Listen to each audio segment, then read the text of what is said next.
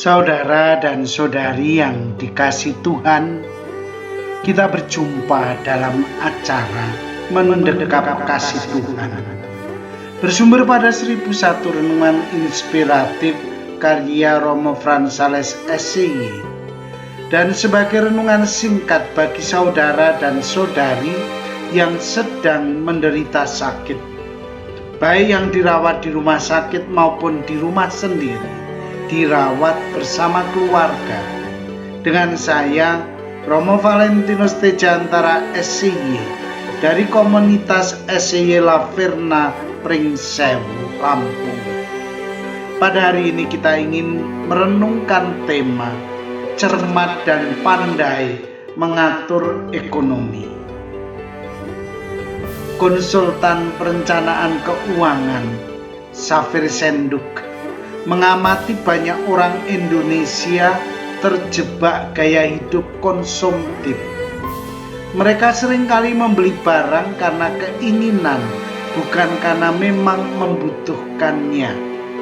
Ia berkata, akibatnya banyak orang yang terjerat utang.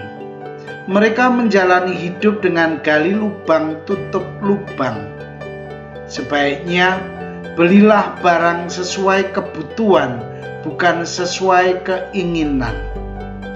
Pria yang sudah menulis sejumlah buku tentang perencanaan keuangan keluarga itu memberi saran agar orang membayar tunai saat membeli barang yang dinilainya cenderung merosot.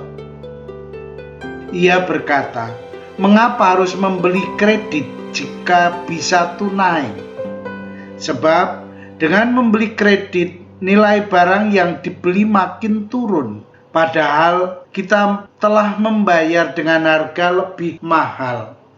Safir yang juga lari sebagai pembicara di berbagai tempat ini menambahkan, mereka yang berpenghasilan besar belum dapat dikatakan kaya jika pengeluarannya pun besar. Sebaliknya, mereka yang bergaji kecil tetapi dapat mengelola keuangan dengan cerdas, bahkan melakukan sejumlah investasi, layak disebut kaya. Jadi, biar layak disebut kaya, belilah barang sesuai dengan kebutuhan, bukan keinginan. Itulah kondisi banyak orang Indonesia sekarang ini. Keinginan untuk menumpuk barang-barang begitu tinggi. Akibatnya, orang mengejar memenuhi keinginan dirinya. Apa saja yang dirasa diinginkan, orang membelinya. Orang kurang seleksi antara apa yang sungguh-sungguh dibutuhkan dan apa yang diinginkan. Saudara dan saudari yang terkasih, banyak orang lalu terjebak dalam suasana hidup konsumeristis. Kalau sudah terjebak, orang akan sulit sekali untuk keluar dari situasi seperti itu. Seorang ibu yang membiasakan anak-anaknya untuk secara selektif dalam berbelanja, misalnya, tidak akan mengalami kesulitan dalam banyak hal. Ia akan dengan mudah mengatur kebutuhan-kebutuhan hidup anak-anaknya.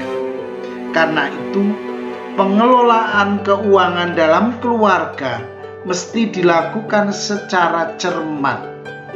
Di zaman ekonomi sulit seperti sekarang ini, keluarga-keluarga mesti pandai-pandai menggunakan pendapatnya untuk keberlangsungan hidup berkeluarga.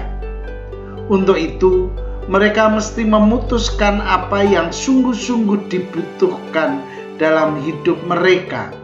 Mereka tidak bisa saja membeli sesuatu untuk memenuhi keinginan mereka. Sebagai orang beriman, kita diajak untuk secara cermat dan bijaksana mengatur ekonomi rumah tangga kita. Hal ini juga bagian dari iman kita. Saudara dan saudari yang terkasih, marilah mengakhiri renungan singkat kita dengan menyatukan iman, harapan, dan kasih kita kepada Tuhan.